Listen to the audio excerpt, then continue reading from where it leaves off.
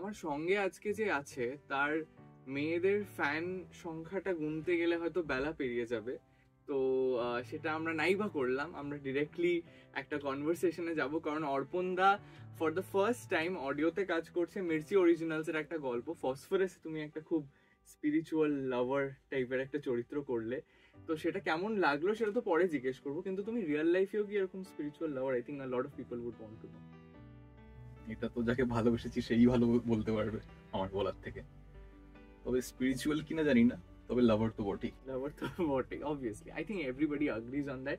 আচ্ছা, আজকালকার এই জেনজি জেনারেশনে আমরা অনেকগুলো এরকম ওয়ার্ড শুনি আজকাল, সিচুয়েশনশিপ, বেঞ্চিং, ব্রেড ক্রাম্বিং, ঠিক আছে, এসব অনেক কিছু হচ্ছে। সবকিছুরই মানে হচ্ছে যে ভালোবাসা বাট নো কমিটমেন্ট, ঠিক আছে, ultimately goes down to that.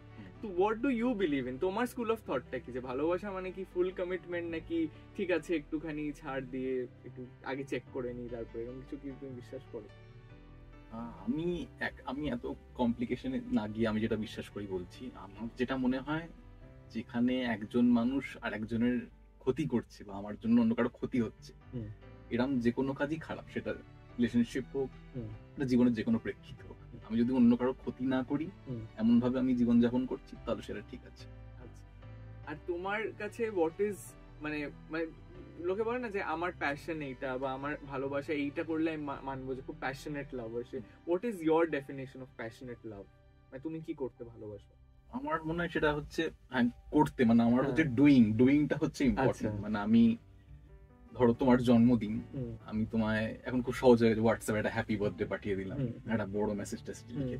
তার থেকে আমি যদি তোমার বাড়ি গিয়ে তোমায় শুভ জন্মদিন বলতে পারি, আমার কাছে সেইটা important. Doing is most important. আমাদের সঙ্গে গ্রিন ফ্ল্যাগ নয়, গ্রিন ফরেস্ট আছে পুরো। তো এরকম গ্রিন ফরেস্ট কি তুমি গল্পেও কি সেটা নয়? হ্যাঁ, গল্পে তো একেবারে, জীবনে বলতে পারছি না।